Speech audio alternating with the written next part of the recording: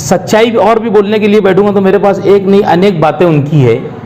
मैं वो लेवल के ऊपर जाऊंगा नहीं। अगर वो मुझे छेड़ेंगे तो मैं भी नहीं छेड़ूंगा। मेरे पास उनके बहुत सारे मामलात है। अल्लाह ताला उनको क्या, उनके बच्चे को क्या और उनको क्या, पूरे घर को उनको मेयर बना दे। हमारे लिए क्या करने का हमको? हम ना उसकी दौड़ में मेयर की, ना आमदार की दौड़ में। हमारे साथ जो जैसा करेंगे हम उसके साथ करने की तैयारी रखने वाले। कोई अगर ये समझता होगा कि मेरे टिकट पे और मेरी वजह से चुन के आता, मेरी मेंबरी भी अगर मुझे खोना पड़े तो मैं मेरा चुन के आगे बता दूंगा। इस वक्त तो अगर कोई 2% के लोग, 2 चमचे लोग रहते ना, उनके व्हाट्सएप के ऊपर लिखते कैसा चुन के आएगा, तो उनको मैं इसके ज़रिए बता देना चाहता हूँ, तुम्हारे न्यूज़ के ज़रिए, कि मैं अल्हम्दुलिल्लाह एजाज बेग है ना, मैं चुन के आगे बताऊंगा। भले अगर गिर भी गया ना तो मुझे उसकी परवाह नहीं। बहरहाल इनके टिकट उकड़ की मैं परवाह कल भी नहीं किया और आज भी नहीं करूँगा। राजधानी राजधानी राजधानी राजधानी। आदाब, न्यूज़ मालेगांव में आपका इस्तकबाल है। आज हम शहर के मशहूर और सीनियर कारपोरेटर एजाज बेग साहब से आपकी मुलाकात करा रहे हैं। आपने अब तक के कारपोरेशन इलेक्शन में कितनी मरतबा उम्मीदवारी की, किन किन पार्टियों से, और कितनी मरतबा कारपोरेटर बने? मैंने 5 टर्म उम्मीदवारी की, 5 टाइम, और 5 टाइम चुन के आया। और 3 टर्म कांग्रेस से उम्मीदवारी किया। मैं मेरी एहलिया के लिए 2 टिकट मांग रहा था। उन्होंने मुझे 2 टिकट देने से इनकार कर दिया। मैंने बोल दिया कि तुम अगर मुझे 2 टिकट नहीं देंगे तो मैं नहीं लड़ूंगा। उन्होंने बोले कि मैं 2 टिकट के बारे में सोचता हूँ शेख रशीद साहब ने, तो मेरे को अचानक मुफ्ती साहब से एक जगह मुलाकात हो गई। मैंने उनको हंसते हंसते कहा, मतलब मुफ्ती साहब 2 टिकट देंगे क्या? तो उन्होंने बोले 2 का देखो 4-5 दे दूंगा बोले मैं। तो हंसी मजाक हुई। इत्तेफाक से फिर मैं भी अपना दिमाग बना लिया गया, यार अपनों को मुफ्ती साहब के टिकट से लड़ना है। सिर्फ वजह मेरी ये थी कि मेरे 2 टिकट मैं मांग रहा था और कांग्रेस के लोग देने के लिए आनाकानी कर रहे थे। जब मुफ्ती साहब ने मुझे टिकट का फाइनल कर दिए तो बाद में उनके बहुत संदेश आए कि हम टिकट भी देते और जितना खर्च आएगा हम करेंगे, तुम वापस पार्टी से लड़ो या तो तुम आज़ाद लड़ो, तुम जाओ मत पार्टी छोड़ के। मगर मैंने मुफ्ती साहब को ज़बान दे दिया था और हम ज़बान के धनी है, जो बोल दिए वो फाइनल। गुज़िश्ता दिनों व्हाट्सएप ग्रुप पर आपकी एक पोस्ट बहुत तेज़ी से वायरल हो रही थी कि स्टैंडिंग कमेटी की रुकनियत के लिए मुफ्ती साहब ने आपसे 3 लाख रुपया मांगा है, और उन्होंने कल के इंटरव्यू में कहा है कि मैंने 3 लाख रुपया ना लिया है ना मांगा है। इस पर आपका क्या कहना है? असल में कल मैंने उनका इंटरव्यू बहुत गौर से देखा। मुझे इल्ज़ाम तराशी करते नहीं आती। जब सच्चाई और भी बोलने के लिए बैठूंगा तो मेरे पास एक नहीं अनेक बातें उनकी है। मैं वो लेवल के ऊपर जाऊंगा नहीं। अगर वो मुझे छेड़ेंगे तो मैं भी नहीं छेड़ूंगा। मेरे पास उनके बहुत सारे मामलात है ना। अभी असम्बली के इलेक्शन के बाद से क्या हुआ क्या नहीं हुआ, मुझे सारी चीज़ के ऊपर जाना नहीं है। रहा सवाल कल एक बात उन्होंने अगर बोले कि मैंने सबको 1-1 साल जाने का मौका दिया, ये बात सच है। इसके अंदर कोई दो राय नहीं कि उन्होंने 1 साल जाने के लिए मौका नहीं दिए। गुज़िश्ता साल असम्बली का इलेक्शन था, उन्होंने मेरा नाम देने के लिए मुझे खुद बोले कर एजाज मैं तेरा स्टैंडिंग कमेटी में मैं नाम दे देता हूँ। मैंने उनको कहा कि हज़रत मेरा नाम मत दो, मेरे नाम के ऊपर जो है ना बहुत मामला ये हो जाता कि यार अभी देखो वही एक लाड़ा का है तुम्हारे पास। मैंने उनको बोला कि तुम अमानतुल्लाह पीर मोहम्मद का नाम दे दो। उन्होंने अमानतुल्लाह पीर मोहम्मद का नाम भी दे दिए और उसका बुलंद इकबाल उस वक्त बेंगलुरु के हॉस्पिटल में था, उसने सिग्नेचर करके और उसके नाम को फाइनल भी कर दिया गठनेता की हैसियत से।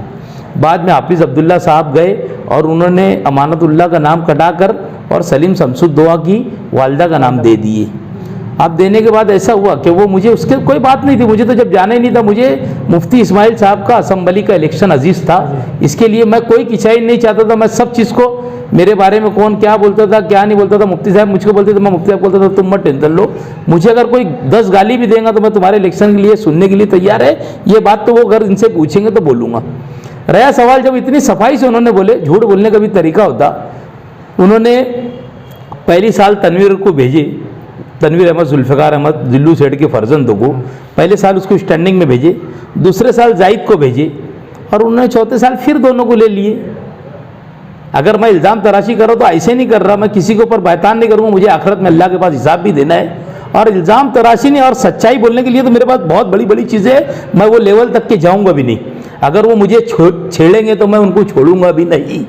कोई अगर ये समझता होगा कि मेरे टिकट पे और मेरी वजह से चुन के आता, मेरी मेंबरी भी अगर मुझे खोना पड़े तो मैं मेरा चुन के आगे बता दूंगा। इस वक्त तो अगर कुछ 2% के लोग, 2 चमचे लोग रहते ना, उनके व्हाट्सएप के ऊपर लिखते कैसा चुन के आएगा, तो उनको मैं इसके ज़रिए बता देना चाहता हूँ तुम्हारे न्यूज़ के ज़रिए कि मैं अल्हम्दुलिल्लाह एजाज़ बेग है ना, मैं चुन के आगे बताऊंगा। भले अगर गिर भी गया ना तो मुझे उसकी परवाह नहीं। बहरहाल इनके टिकट उकट की मैं परवाह कल भी नहीं किया और आज भी नहीं करूँगा।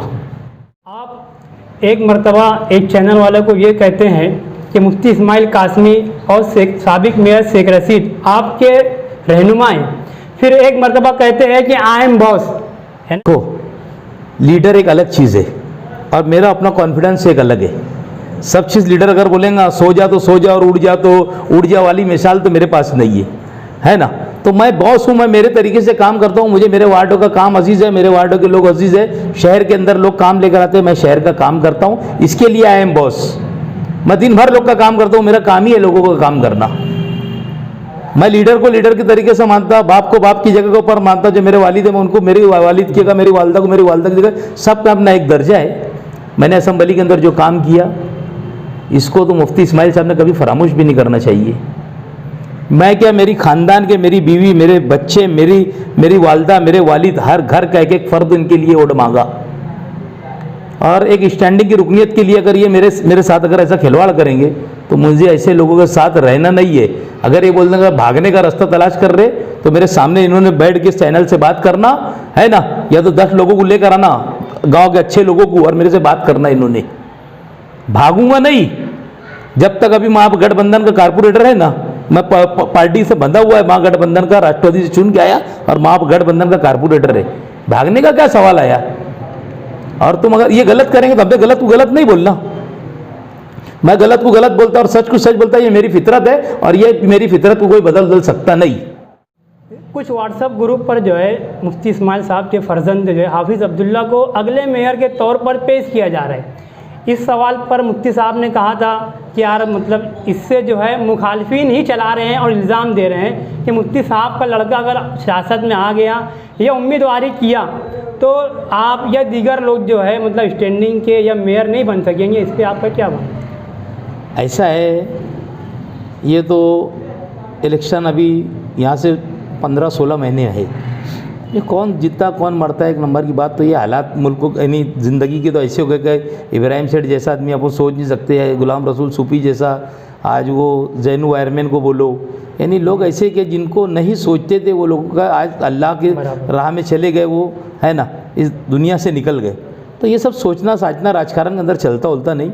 एक व्हाट्सएप ग्रुप के ऊपर इश्तियाक कुरैशी ने डाला और डालने के बाद उसके ऊपर ये हुई, अल्लाह उसको महापौर का, इनको हम आमदार बना सकते तो उनके बच्चे को महापौर भी बना सकते अगर ऐसे हालात आएंगे तो, है ना। हमारी कोई ख्वाहिश उस नहीं है बनने की, अल्लाह करम है मेंबर बनने का रहेगा तो हमको तो मेंबर कहीं से भी लोग चुन के देंगे।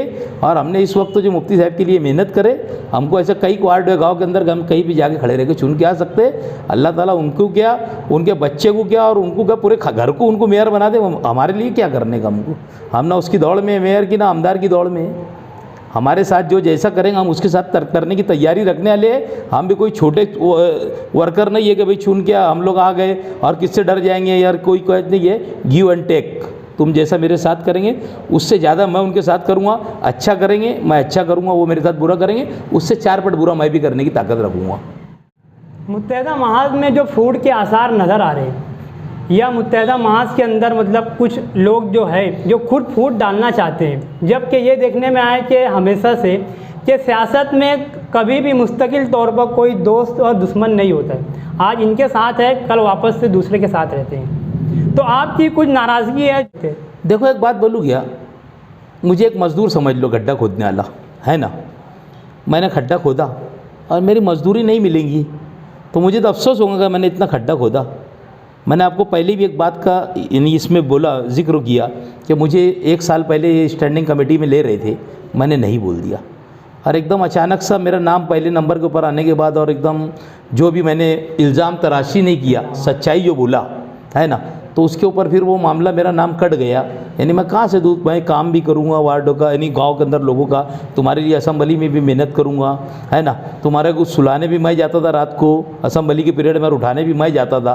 और उसके बाद मेरे से पैसे का डिमांड करना, ये तो देखो, मैंने एक मिसाल दे दिया कि 2 कारपोरेटर लोग को पहले साल में भी लिए थे, दूसरे में भी लिए थे, फिर उनको चौथे साल में भी लिए। तो उसकी वजह तो मैं आप इससे ज़्यादा तो नहीं बोल सकता। अल्लाह के पास मुझे भी हिसाब देना है मरने के बाद। मैं किसी के ऊपर इल्ज़ाम लगा रहा, क्या लग रहा, ये यौम हिसाब है, मुझे आखिरत में हिसाब भी देना है अगर मैं गलत बोल रहा हूँ तो। मगर आपके लिए तो गोल्डन चांस है, अब आपका नाम आप पेश कर रहे थे स्टैंडिंग लिए, तो आपको चले जाना चाहिए था ना। नहीं, वो हालात ऐसे थे कि मैं मुफ्ती साहब को सिर्फ आमदार देखना चाहता था। मेरे नाम के ऊपर भांज नहीं हुई कोई चीज़ की, ये नहीं हो कि चिल्लाट हो जाती थी, क्या एजाज़ी है क्या, तो इसके लिए मैंने नहीं बोल दिया था। उन्होंने मुझे 2 टेम्बले में दे देता रहा, मतलब मत दो साहब तुम, है ना, मतलब तुम अमानतुल्लाह का नाम दे दो। अमानत का नाम भी चले गया था। मैं नहीं चाहता था, मैं ये चाहता था कि असम्बली का इलेक्शन इनका अच्छे तरीके से हो जाए। मेरे को लोग क्या बोलते थे असम्बली के पीरियड में, क्या नहीं बोलते थे, ये मुफ्ती साहब को भी सब मालूम है। बाकी मुफ्ती साहब को मैं क्या बोलता था, साहब मुझे अगर कोई गाली भी देगा ना तुम्हारे लिए, तो मैं गाली सुनने के लिए तैयार है, तुम सब छोड़ दो, एक ही मिशन है तुमको आमदार बनाने का। अल्हम्दुलिल्लाह हमने बना लिए, उसको हमको फल मिले नहीं मिले, हम उनके साथ रहे नहीं रहे, ये हमारी किस्मत। और असम्बली जीतने के बाद भी 12 कई जलसों में उन्होंने आपका शुक्रिया भी अदा किया और आपके मतलब एहसान के बारे में उन्होंने कहा है, बाकायदा रिकॉर्ड है। सही, वो तो एहसान मानेंगे नहीं तो फिर एहसान फरामोशी हो जाएगी ना। बाकी मेरे साथ जो हुआ मुझे अभी तक क्या हजम नहीं हो रही कि यार मेरे को स्टैंडिंग, मेरे जैसे आदमी से अगर ऐसा डिमांड रहेगा और कुछ रहेगा तो यार मेरे लिए तो बहुत गलत बात है। हो सकता है पार्टी फंड के नाम के हिसाब से कुछ लिया जा रहा होगा। देखो पार्टी फंड एक अलग चीज़ है ना, वो तो मुझे अगर ऐसे कंधे के हाथ के ऊपर याद रख के बोलते थे ना कि एजाज 3 की जगह पे 5 लग रहा है, पार्टी का काम है, तो एजाज उतना छोटा आदमी नहीं दे सकता था। वो हमारा दोस्ताना माहौल की बात थी मुफ्ती साहब की मेरी। ये तो मैं बोला ना कि यार मैंने खड्डा खोदा और मेरे को मजदूरी नहीं मिली।